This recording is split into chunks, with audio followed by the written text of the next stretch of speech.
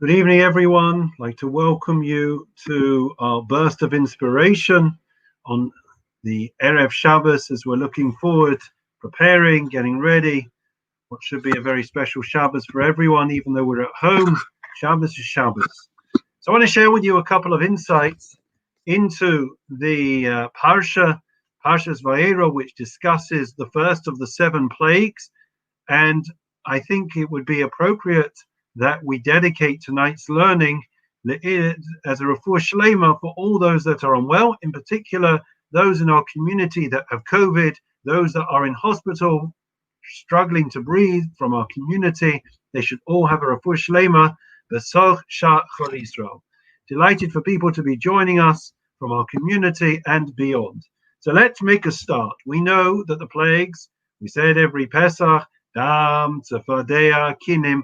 So the first plague was blood. The second plague was frogs. Okay? So what happened? The frogs came up onto the land. How did it start? So the rabbis tell us that in fact the plague started with one frog, one single frog. And what happened? The frog came up. Somebody tried to hit it. When they hit it, it split, became 2 frogs. They hit them again, they became 4 frogs. And so they multiplied again and again and again. So the question is obvious, Mervyn, Stan, Carol, and everyone else. Imagine, logically, you've got a situation, I don't know, rats, mice, whatever pest you want in your house. If you hit it, it multiplies. You don't hit it, you're going to contain it. You're going to be able to deal with it. It's only 3 or 4. So what should the Jewish people have done at that time? Quite simple. What should the Egyptians have done at that time? They should have not continued to hit the frogs, and then they wouldn't have been able to multiply. So why did they? The plague could not have come across the whole land of Egypt had they not hit those frogs again and again. They did so knowing full well that by hitting them, they were going to multiply. It seems illogical, irrational. And the answer is that when they came to seeing these frogs, the first time they hit them, they didn't know. But once they saw that they were multiplying, they became so angry, so enraged, that they became out of control. A person who's out of control, we all know that when we become enraged, we become angry, we lose control, we lose ourselves. And therefore, rationality, logic flies out the window. Did it make any sense? They knew at the very time they were hitting it that it was likely to multiply. It had happened all the times before. And yet they continued to do so because they were in a state of anger. When you're in a state of anger, you lose yourself. The first lesson, painful lesson, that was learned in Egypt was about self-control, restraint, controlling oneself and one's temper. Let's move on. So we know that when Moshe, the Torah tells us that Moshe cried out when he saw the croaking after the plagues were meant to last for 7 days. So Moshe, we're told, he cried out, he screamed out to God to stop. It was enough. The plague had been for 7 days. The Egyptians had said, game's up. Okay, we give up. Stop the plague, please, God. Please, Moshe, pray to your God that there should be an end to this plague. Each time this happened, Moshe would go away, leave the city because it was a place of idolatry, pray to God, and that would have been the end of the plague. Why did Moshe on this occasion have to scream, have to shout, have to raise his voice? It was very unbecoming, very unlike Moshe. And the answer was because Moshe had to raise his voice so that his voice would be able to be heard. Why? Because the croaking, our rabbis tell us, was so loud. There was a crescendo across. Can we imagine the headache, the migraine, the nauseousness? And they all heard, all they could hear was this croaking from these millions and millions of frogs. Therefore, Moshe had to scream out. Why did he have to scream out? Why did he have to hear himself? After all, God would hear him even if he whispers. And the answer is because when a person prays, you're meant to pray with intensity, fervently. And to do so, you need to know what you're saying. You need to be able to, you should hear for yourself the words that you are reciting. And in order to do that, Moshe had to make sure that his voice was over the voice of the croaking, so that he could hear himself. I was going to say think, but at least be able to pray. There's no amazing Gemara, amazing section of the oral tradition.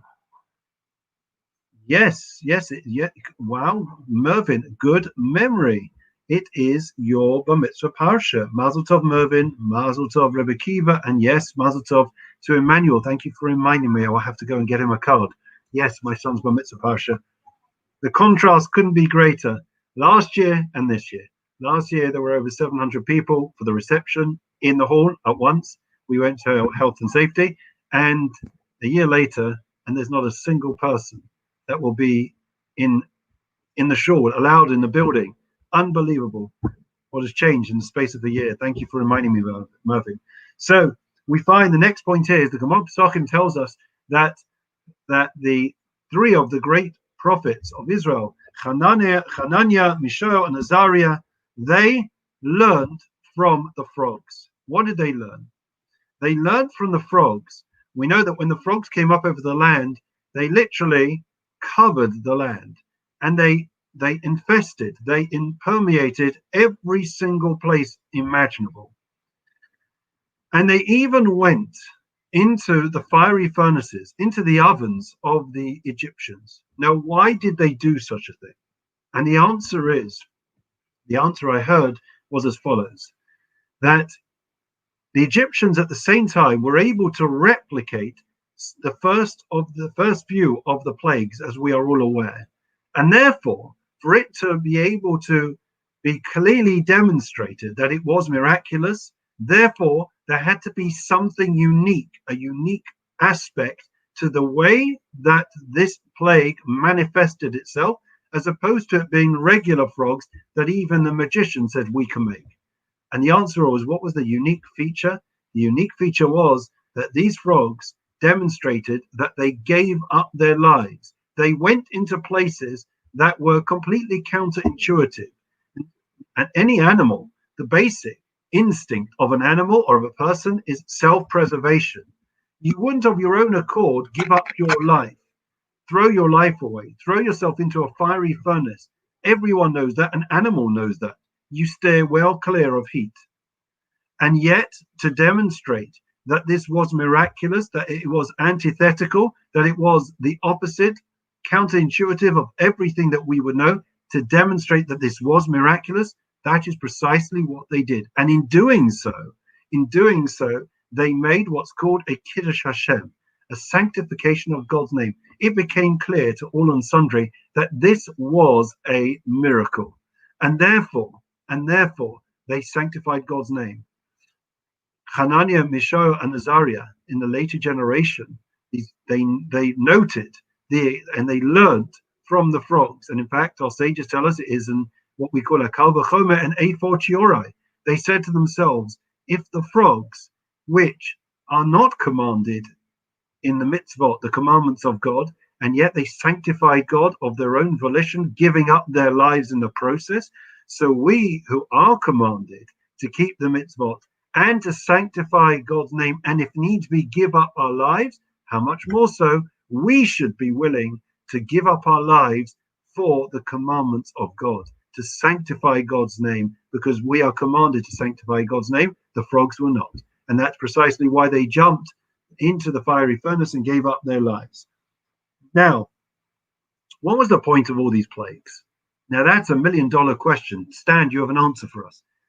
In fact, whatever you're going to say, it's probably going to be right, Carol, on this occasion. And that is because we find a huge machlokas, a dispute by some of our greatest minds, greatest sages, as to what precisely was the point of the plagues. Let me explain. There are some that have the school of thought believing that the whole purpose of the plagues was to punish the Egyptians. It was punitive.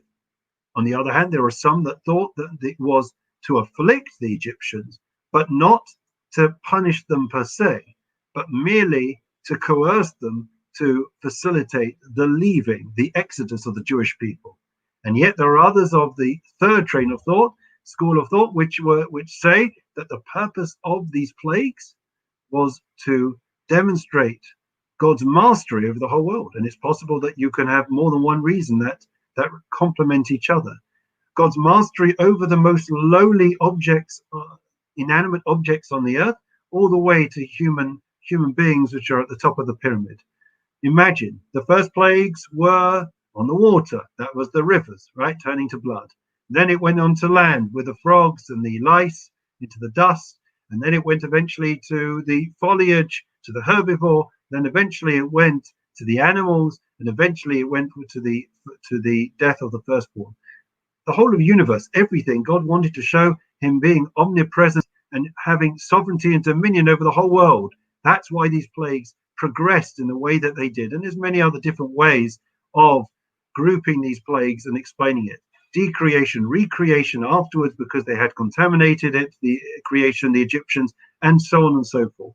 But therefore, when it came to the frogs, therefore, this was the idea and purpose of these frogs, well, again, was to show God's, to sanctify God's name, to show God's dominion over the earth. Okay, fine. The question is, right, that we're told that Moshe prayed intently. Moshe prayed by Yitzhaku, he cried out. So we've already mentioned one explanation because it was a croaking, it was very loud. But there is another slant to this, another dimension to it. And that is, Moshe prayed very intently because he could see. He witnessed firsthand the pain, the anguish, the suffering, the persecution of the Egyptians. And Moshe had mercy on them and wanted it to stop. He wanted the end of their suffering. Now, this is bizarre. The Jews are slaves in Egypt. Moshe's coming along, asking Pharaoh to let the Jewish people leave. Pharaoh says, go and fly a kite. No way, they're not going out. So what does Moshe say? Okay, I'm going to bring a next plague, and eventually you're going to let the Jewish people go. Okay? So whilst the plague is happening, Moshe sees the plague. The whole purpose is to let the Jewish people go because they are still slaves. And Moshe goes and prays for the mercy of the Almighty. Why would he do such a thing? And here we come to a fundamental concept and precept that is so important, a timeless concept for us to absorb into our consciousness, into our lives. And it's going to seem remarkably strange when we see the full extent of this concept. And that is the idea of noise ba'ol im chavero, that you are meant to feel the pain of somebody else, even an enemy, even somebody who's wicked. Consider the following. You know, firstly, when it comes to the plagues at the Seder night, Mervyn, correct me if I'm wrong, each of the plagues, what do? We take a little pinky, okay, and we go Dam, Sephadeah, Kinim, don't worry, Pesach not coming yet. Each of the plagues, we take off some of the wine. Have you ever wondered why? And the answer we're all familiar with is because the idea is that our cup of salvation is diminished somewhat. Why? Because our salvation came at the expense, at the cost of the punishment of the Egyptians that are also created in the image of God, even though they're our enemy. Time of the splitting of the sea, the wonder, a miracle, a manifestation of God's presence in the world. The Malachim, the celestial beings, the angels wanted to pray to God, to give praise to God. God stopped them, and He said to them, "How can you possibly?" And this is the Gemara Sanhedrin, Gemara Megillah, the oral tradition. It says, "How can you possibly be celebrating, praising the fact that my creations are dying? How can you praise that?" So they weren't allowed to pray, to sing a song by the splitting of the sea. Fast forward, what do we have? Kriyas Yamsuf, splitting of the sea. Who sings the song of the sea? The Jewish people straight afterwards. I thought God had just told the angels that they shouldn't sing. 5 minutes later, and the Jewish people are singing, "Az Yoshe Moshe." How comes we were allowed to sing? Doesn't seem right, does it? Seems a bit contradictory. How does that fit in with the angels not being allowed to sing? And we come to a idea from the Telza Rosh Hashiva, who says as follows: when it comes to human beings, we are complex, very, very complex entities, beings. God made us very complicated. It is possible for a human being to synthesize, to experience conflicting emotions almost at the same time. 1 minute we can be happy, 1 minute we can be sad. 1 minute we can be angry, 1 minute we can show a placid demeanor. That's the nature of us. Angels, celestial beings, weren't made with emotions. They're not humans. So therefore, they're not able to have conflicting and diametrically opposed emotions or even demonstrated. For us, it would be wrong for us just to sing the song of praise to God. But at the very moment when the Jewish people, says the Tales of Rosh Hashiva, were singing to God, thanking him, praising him, exalting God for bringing their salvation, at the same time, they were feeling the pain of their very enemies that were drowning in the sea. It's astounding. You know, the more I think about this idea, it's mind-boggling for us to say such a concept.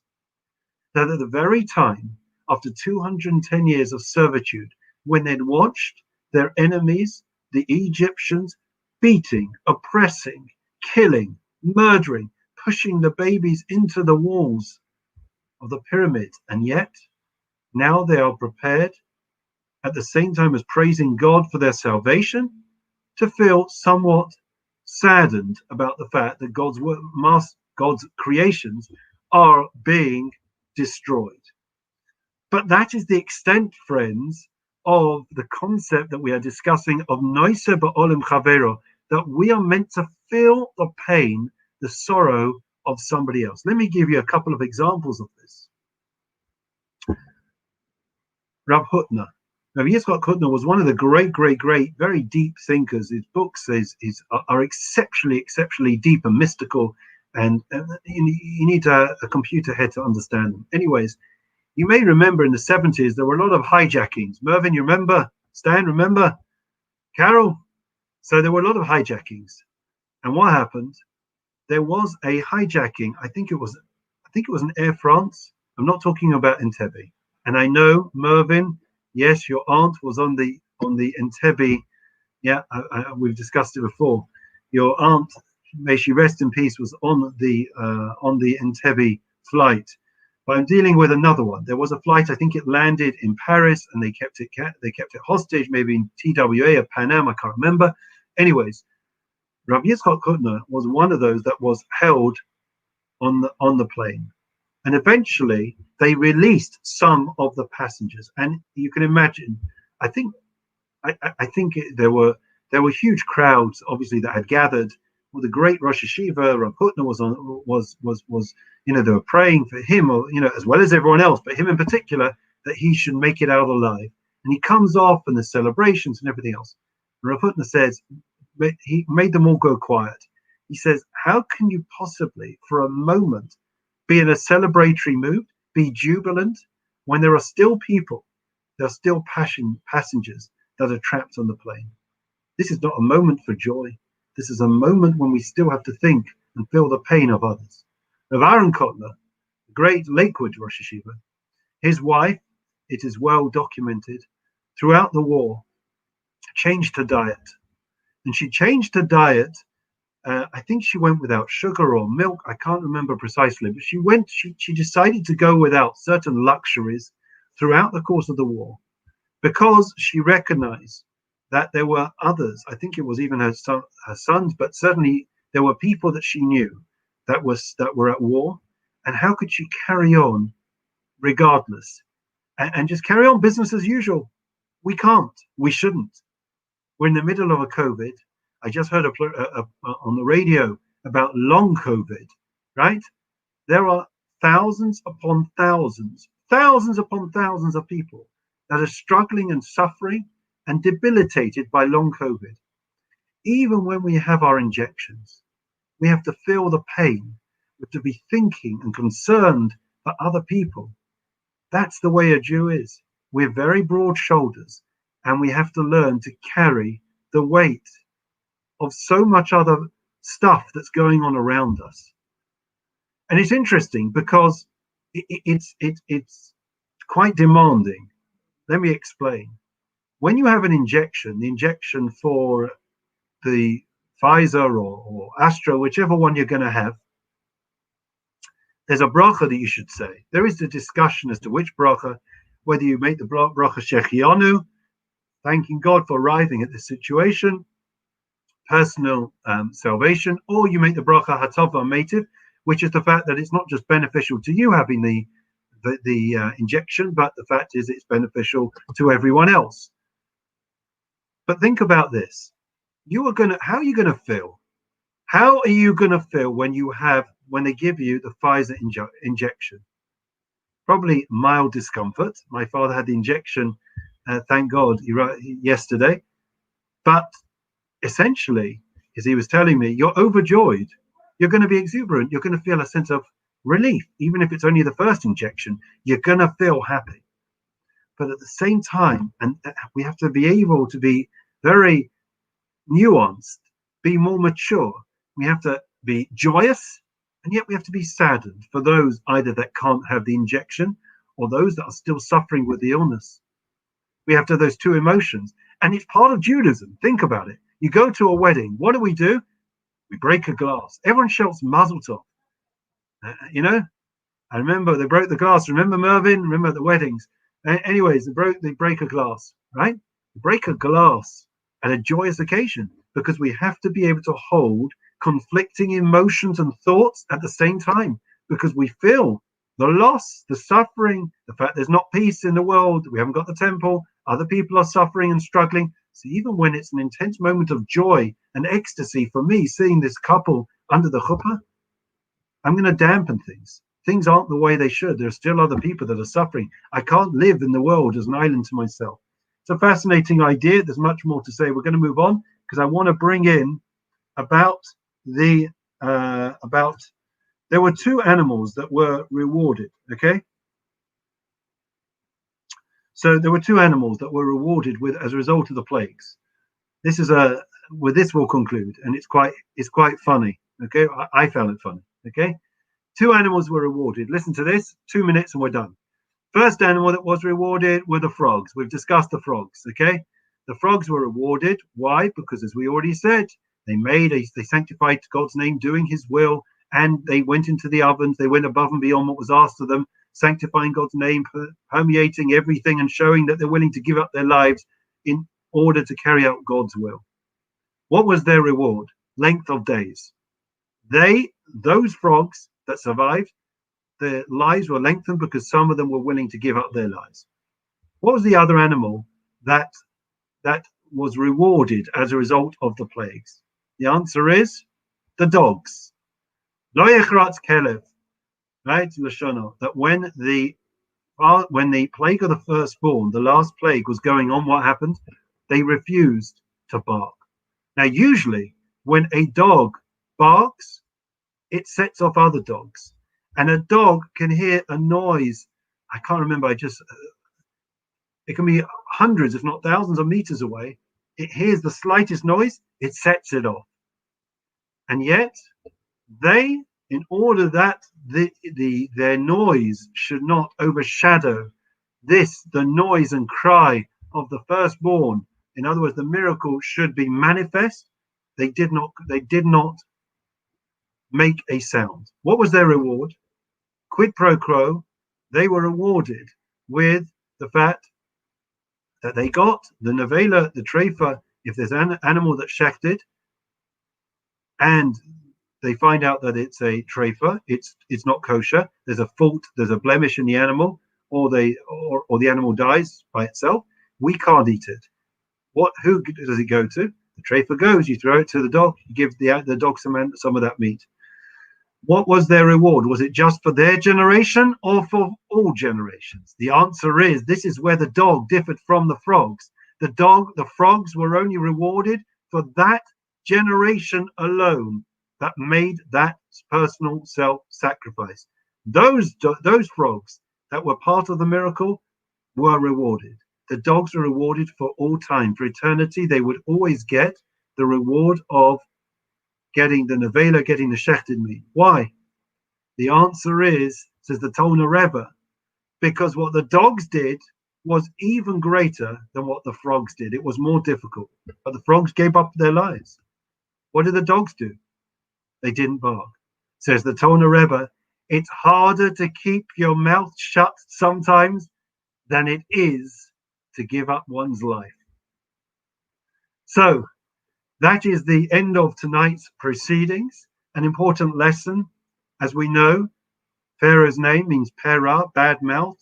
We know that the whole reason why we went into exile was because the brothers made a bad report to their father. So language, Jewish language, went into exile. And therefore, it is for us to be more careful, more vigilant, more considerate, more sensitive, the way we speak, the way we conduct ourselves. Wishing everyone well, a Shabbat Shalom, and Mazel Tov on your Bar Mitzvah, Mervin, and to everyone else, have a Shabbat Shalom, keep safe, keep well, and of course, we're going to keep praying for those that have COVID and those in particular in our community that are still in hospital. Take care.